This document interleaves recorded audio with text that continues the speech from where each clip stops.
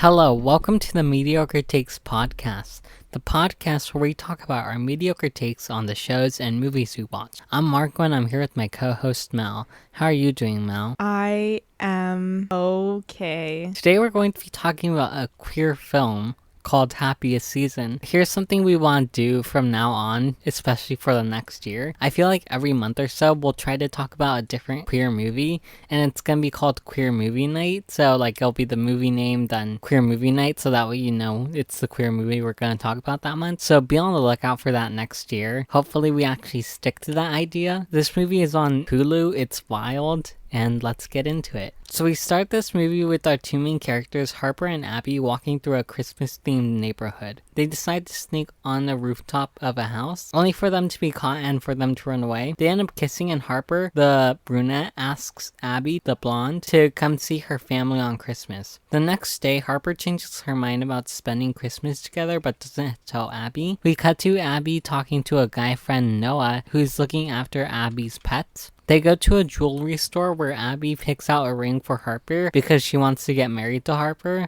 but oh wait, his name isn't Noah, it's John. Is it John or Noah? John? Yeah, his name is John. Sorry, you guys. Only for John to say he doesn't approve. John explains that getting married is a horrible idea because she's basically objectifying Harper. We cut to Abby and Harper going to Harper's parents' house. We learned that Harper didn't actually tell her parents that she is a lesbian. Harper convinces Abby to stay for Christmas. Abby meets Harper's sister Jane and Harper's mom. Abby learns that she's sleeping in Jane's old room. We cut to them at dinner where Harper's ex, Connor, is there by surprise. We learn that one time Harper gave a sickness to Connor while they were dating and they had to stay in the same room for an entire trip. Harper and Abby go to the bathroom and have a talk. While they leave the bathroom, they meet Riley, Harper's ex-girlfriend, and them talking to each other is really awkward. We cut back at home where Abby and Harper are saying goodnight to each other. They kiss and say I love you. Abby calls John and asks how the pets are, only for John to realize he forgot to feed the fish. John calls out Abby and tells her that what she's doing isn't fine. Abby wakes up the next day and sees Sloane's two children. They get ready for the date and Abby notices that Sloane and Harper have a sibling rivalry type of relationship. They decide to go ice skating. I really like the beginning of the movie where we see the slideshow of paintings. I don't know what the budget for the movie is, but the paintings are a nice touch. That's when the credits first roll at the beginning of the movie, for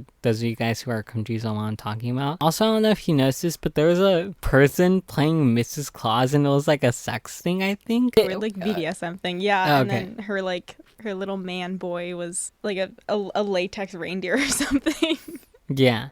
That's how I saw it, and I was a bit confused when I first saw it. I wasn't quite sure if that's what was going on. I like how cute the relationship between Abby and Harper is at the beginning of the movie, with them looking at the rooftop. It makes me wonder how long those two have been dating. Also, they say the driveway while on top of the rooftop is beautiful. Not the driveway, the street, with all the Christmas decorations outside, which I don't agree with because it's basically just like suburbs with Christmas decorations. Like, it's not that pretty. At the time, I was writing this as I was watching the movie. So I felt like Harper was hiding something and I caught on. I love that John has a tracking device on everyone. That's just kind of iconic. I kind of think John has a good idea about why marriage can be a problem for people, especially queer people. I think people forget that marriage is a contract first and about love second. As someone who doesn't want to get married and has learned about the legality of marriage, I'm really interested to see where this movie goes. And I don't like Harper already. I get that she wasn't ready to come out, but she shouldn't have lied to her girlfriend about it. I genuinely laughed when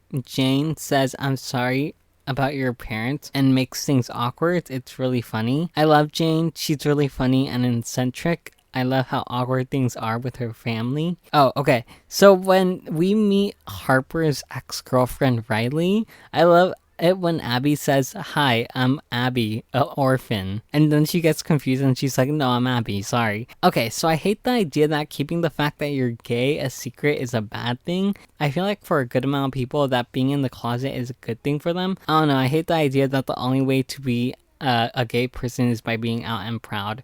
And that's the only way to be gay. Yeah, I agree with that too, that last part. Right, so I just wanted to say that I haven't really watched many Christmas movies in general. Like, honestly, the only ones I can remember watching are A Christmas Story, How the Grinch Stole Christmas, Grandma Got Ran Over by a Reindeer, and Billy and Mandy Save Christmas. And those are like my reference points. And I mention this because I think Christmas movies like are a genre of movie, and many follow a specific structure that like maybe I'm unaware of. So I just wanted to say that. At first I thought Abby pulling a 180 overnight, like from not wanting to celebrate to being excited to celebrate with her partner's family, was weird. I guess it makes sense that she'd be so adverse to celebrating a holiday that's pretty centered around spending time with family, especially since she like lost her family. Honestly, I was rooting for the both of them in the beginning because I like the actors, Kristen Stewart and Mackenzie Davis, especially Mackenzie Davis. She was super hot in Terminator Dark Fate. I do agree it is totally fine to be in the closet. It's a very safe place for a lot of people, but I am tired of people like the whole kerfuffle of I'm not out of the closet, but I'm not gonna tell you I'm not out of the closet. I don't like the lying part of it. That just really annoys me. I love Jane. I love her so much. She's such a little weirdo and I love it. I love those kind of eccentric characters, and it's a little funny when they're sort of misunderstood or like underappreciated. Jane is the butt of a lot of funny lines, and it is funny, but it does get a bit tiring and it starts to get kind of sad and annoying after a while. That character, it always ends with like the quote unquote weird person like snapping and finally standing up for themselves, and I just feel like it's sort of overplayed, and maybe they can find a way to just, I don't know, create a better roadmap for characters like that. This movie has such a great lesbian roster. The secret ex of Harper, Riley, who's played by Aubrey Plaza, one of the gayest straight women to ever exist. I don't know how she does it, but Aubrey Plaza is always Aubrey Plaza. Like every role she's ever played, I feel like it is just sort of her. And I don't think there's a lot of actors like that who get to be themselves in their roles.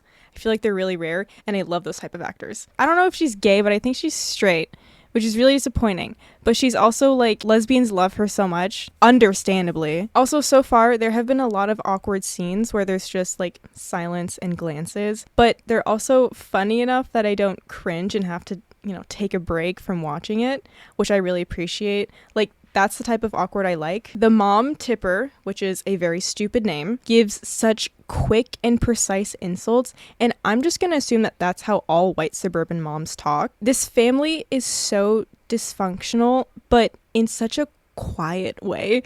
Like, it's easy to tell that the parents are disappointed in Sloane's choice of work with curated vessels and sort of sees her husband and kids as the silver lining. They don't say they're disappointed, they're just very subtle about it, and it's so strange to me because I'm just used to people yelling at each other. Like, I'm not used to these like little quiet digs of just make sure to show off your kids at the party. That's weird to me. John is the designated gay best friend who stands as like the protagonist's voice of reason. How do we feel about that? Because we usually see that type of character by the side of like a straight woman. So like my question is, does it change anything with the fact that it's like a gay woman this time? Like, do we still consider it a bad stereotype? Or do you think that because it's like, do you still think he's being used as an accessory? Or do they like bypass that a little bit by having the protagonist also be gay? I think it's a good thing, actually. I kind of like it that they're both like gay and friends, Gay and lesbian solidarity? Yeah. Okay. Just like us. Oh, Marco, we're just like these actors. In the scene where Abby and Riley are outside, and before Riley leaves, she's like, I like your jacket, and then looks at Abby's and then her own matching jacket. That is one of the smoothest way of saying, I know who you are, that I've ever seen. So they decide to go ice skating. Sloane and Harper decide to make a bet on who's the fastest when ice skating. We cut to them taking a family photo where they exclude Abby and make her take the photo. Harper's mom looks at the photos and thinks they're all terrible. We cut to them at a party. Harper has to leave with her dad, so Abby spends the party alone. Sloane calls out Abby for lying about having fun at the party. We meet Harper's high school friends.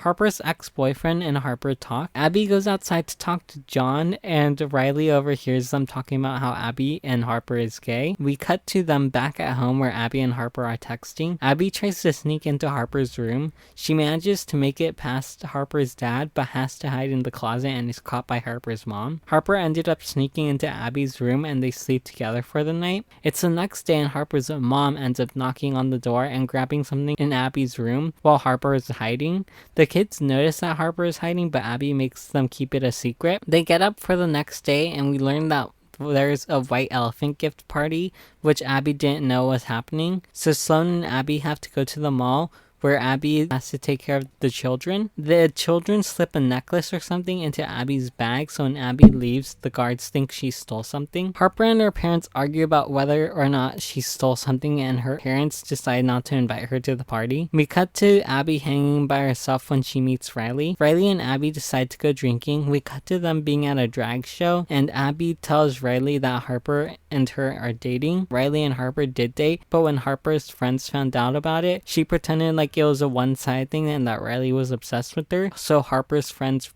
bullied Riley. The drag queens make Abby and Riley sing. Abby leaves Riley to go to the party where Harper is. Abby leaves the party while Harper stays up late. We see Harper and her ex-boyfriend hanging out. They leave. Harper's ex-boyfriend asks if she was in love with someone else. So Sloane calls out Abby about lying about having fun at the party, which I love when she says, "I don't want to have this conversation anymore." Harper's ex-girlfriend definitely heard Abby admit that she was gay. Yeah, one of Harper's sisters definitely clocked Abby, but at the time I think it was because Sloane was looking at Abby weirdly, and I thought that was going on, but I was wrong. I think that Harper's ex-girlfriend and Abby are going to end up together, and I was really happy about that because I didn't like Abby and Harper. So sad. I love the drag queens in the background. The straight ex-boyfriend is really pathetic, and I find it funny when he says, "I missed you," and I want them to break up at this point. I hate to say this, but there was more chemistry between Abby and Riley than with Abby and Harper at this point. And I think it was like much more accentuated with like what happens in the morning, like the day after. We basically see Harper sort of retreat back into herself. But like, I don't,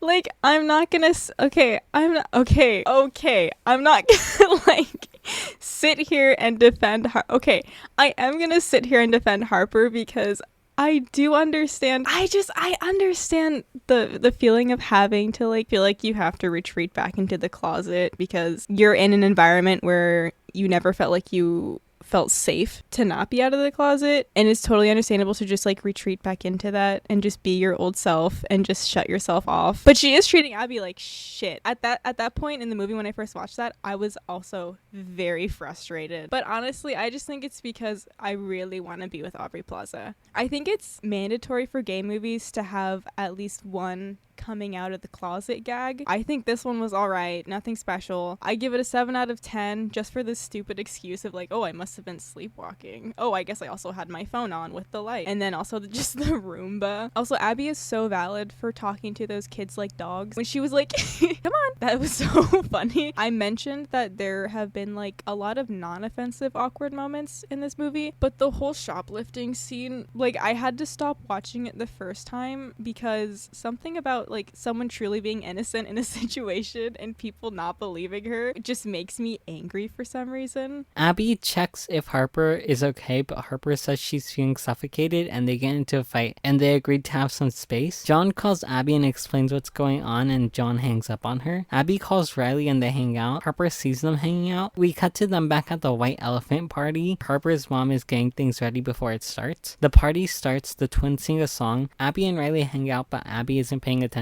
to Riley. Abby admits to Riley what's going on. John shows up and picks up Abby. Abby breaks up with Harper. They argue and hug and almost kiss, but Sloane catches them. Sloane is about to tell them what's happening, but finds out her husband is sleeping with someone else. She knew this was going on, but she wanted to keep it a secret for a while. Sloane says they're not supposed to know yet. Sloane and Harper get into a physical fight. Sloane outs Harper. Harper lies about being a lesbian. They continue to get into a physical fight. Abby and John talk about how Abby's family loved Christmas. Abby realizes she wants to be with someone who's ready and out of the closet. Harper finally comes out and explains what's going on. Sloane explains that they're getting a divorce and their parents have a chat about how wrong they went when raising their children. Harper asks Abby for another chance and Abby agrees. They spend Christmas Day together. Harper's dad gets a call from the important person. I forgot what their name was, but like I think it was the donor or like someone. I think it was just like an important backer. Only for her to say that she thinks she can make it if Harper keeps her gayness a secret. Harper's dad decides that the campaign won't work. Then it's a year later and Harper's sister Jane has a book out and the family spends time watching a movie, and that's how the movie ends. I love it when John hangs up after Abby says what's going on. This movie is so fucking funny. Like when the mom thinks Abby stole a stupid fucking Christmas brooch, I just found that hilarious. And I laughed when the two twins sang their song. It was so bad. Riley tells Abby that maybe both sides of Harper are real, and I think I love that line a lot. I'm glad that John came to pick her up, and because God knows she's needed it. The moment when the music stopped and Abby walked toward Harper, I had to stop because shit was going to go down. I feel like they were both right and both in the wrong at the same time, and I'm talking about Harper and Abby. I feel like they were both in the right and both in the wrong at the same time. Like, there is more nuance to the situation. I love the fact that John tries to flirt with the ex-boyfriend. I love the fight between sisters, and I love it when Jane says that I am someone and I won't be left out anymore. And I know that John says that maybe one day Harper will be ready, but I hope they never get back together. I like it when the mother and the father finally were able to talk about how problematic they've been, and I hate Sloane for outing Harper, and I hated it when they got back together in the end. That wine scene was so funny. Like, the wine box fell, and then she picks it up, and she's like, it's fine. She picks it up, and all the shit just, like, falls out. That was funny. Have you ever acted like John, like, whenever, like, pretending to be straight? No, I haven't, but, like, I can imagine that I would probably do that, you know? Okay.